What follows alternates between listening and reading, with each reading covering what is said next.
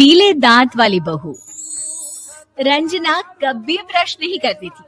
उसे कितनी बार उसके माँ बाप ने डांटा, लेकिन उसका कोई असर उस पर होता ही नहीं था, जिस कारण से उसके दांत पीले पीले हो जाते हैं।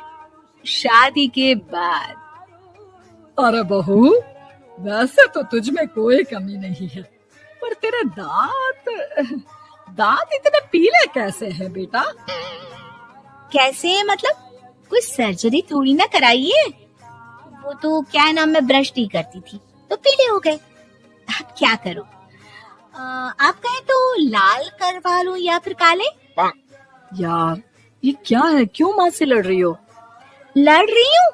अरे मैं लड़ रही हूँ या ये बोल रही है कि दांत पीले हैं, पीले। अरे तपस्या थोड़ी ना की है इन्हें पीले करने के लिए। बकायदा ब्रश नहीं किया है 20 साल तक, तब जाकर। छी, कैसी बात कर रही हो? ये उस वक्त तो पीले नहीं थे जब हम लोग तुम्हें देखने आए थे। अरे तब साफ करवा लिया होगा डेंटिस्ट के पास जाकर। अब देखो कैसे पीले पीले लग रहे हैं। रंजना सास की तरफ गुस्से से देखती है। फिर शुरू हो गई पीले पीले पीले। अरे पीले तो तब भी थे जब मेरे हाथ का रसगुल्ला उड़ा उड़ा कर खा रही थी और बोल रही थी, लड़की नहीं गुणों का खजाना दे रहे भाई साहब आप। खैर, अब वो लोग करते भी तो क्या करते, पीले दांत वाली बहू पल्ले पड़ी थी तो झेलना तो था ही। एक दिन कीर्तन में रंजना गाना गा रही थी। अरे कमला बहन, माँ का द्वार है, यहाँ तो सब शुद्ध होकर आते हैं, फिर अपनी बहू को ब्रश भी नहीं करवाती तुम। दूर से पीले पीले दांत भक्ति में बाधा उत्पन्न कर रहा है। अरे कोई 2 साल के बच्ची थोड़ी ना लेकर आई हूँ मैं बहू बनाकर।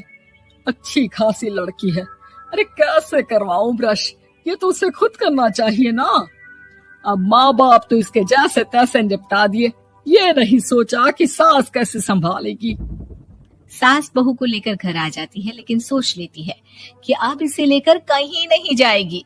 अगले रोज बहू कहती है, अरे क्या हो गया, मंदिर नहीं जाना क्या? कीर्तन का वक्त हो रहा है। मेरी मधुर वाणी से कान्हा जी जागते हैं और सोते हैं। आप तो जानती है ना उनकी भक्ति में कितना मन लगता है मेरा।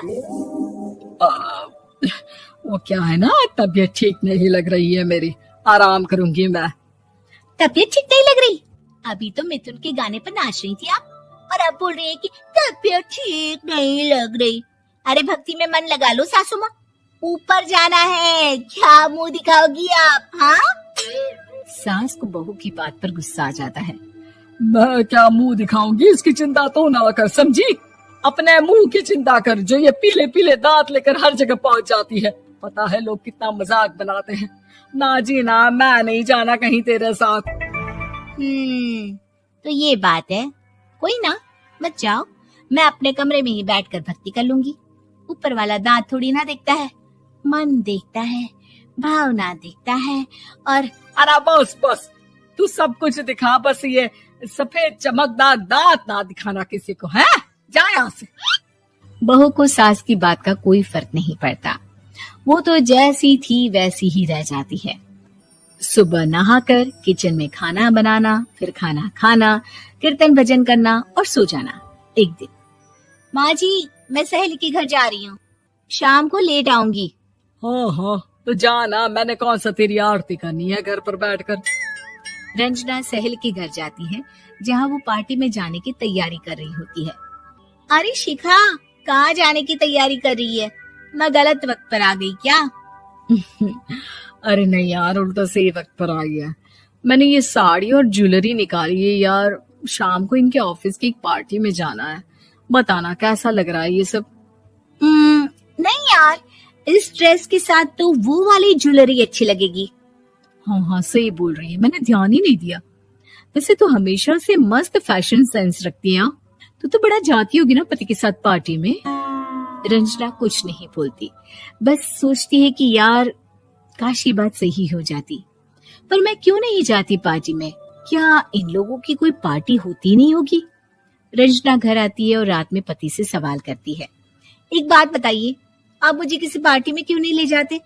क्या आपके यहाँ ऑफिस में पार्टी नहीं होती? पति बेचारा क्या कहता कि दांत पीले हैं तुम्हारे इसलिए। अरे कोई पार्टी होती नहीं हम लोगों के ऑफिस में, तो कहाँ से लेकर जाऊं? और मार्केट, मॉल, कहीं वीकेंड घूमना, कहीं तो। अरे यार, सारे हफ्ते में एक छुट्टी मिलती है, तो सोचता हूँ कि आराम ही कर लूं। क्यों? रंजना मन मार के रह जाती है। पहले कभी सास के साथ मंदिर जाया करती थी, लेकिन वो भी सास ने ले जाना बंद कर दिया। घर बैठी बैठी रंजना बोर हो जाती है। तभी उसे आइडिया आता है और वो मायके जाने का सोचती है। सासू माँ, 2 दिनों के लिए मम्मी के घर जा रही हूँ। अच्छा अच्छा, ठीक है, आराम से जा। और हाँ, माँ से कुछ अच्छी आदत सीख कर आना कि कैसे शरीर के हर भाग की तरह दांतों की सफाई भी जरूरी होती है, समझी? शुरू हो गई ना आप। वो लोग आपकी तरह नहीं है कि छोटी छोटी बात का बतंगड़ बना दे। उन लोगों के लिए मैं मायने रखती हूँ, ना कि मेरे पीले पीले दांत। रंजना माँ को बिना बताए उन लोगों को सरप्राइज देती है, लेकिन जैसे ही वो दरवाजे पर पहुंचती है, अंदर देखती है कि घर वाले कहीं जा रहे होते हैं। अब माँ, काश रंजना दीदी के दांतों वाली प्रॉब्लम नहीं होती, तो वो भी हम लोगों के साथ चलती ना बुआ जी की बेटी की शादी में। हाँ बेटा, लेकिन अब उसे कौन समझाए कि उसको उसके पीले दांत नहीं दिखते, लेकिन उसके आसपास के लोगों को कितना एम्बैरेसिंग फील कराते हैं। मुझे तो कितनी बार उसके स्कूल की टीचर ने शिकायत की कि उसके साथ कोई लड़की बैठना भी नहीं चाहती, और ना ही कॉलेज में कोई उससे बात करना चाहता था। लेकिन पता नहीं क्यों उसे ये बात समझ में ही नहीं आती। कोई कमी नहीं है उस लड़की में, बस यही कि दांत पीले हैं।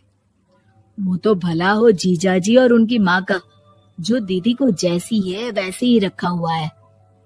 रंजना को अपने घर वालों की बात सुनकर बहुत दुख होता है। वो सोचती है कि वो क्या करे, लेकिन फिर वो सीधा डेंटिस्ट के पास जाती है, अपने दांत चमकाती है और कसम खाती है कि वो रोज ब्रश करेगी। अरे क्या हो गया? तुम तो 2 दिनों के लिए गई थी ना। पर कोई ना, अच्छा है, चलो आ गई तो। रंजना सास के सामने आकर खड़ी हो जाती है और पूरी स्माइल करती है, उसके चमकदार दांतों को दिखाती हुई। हैं? चले मंदिर। माँ, मुझे माफ कर दीजिए, मैंने आप लोगों को बहुत एम्बैरेसिंग फील करवाया। मैं आज से रोज ब्रश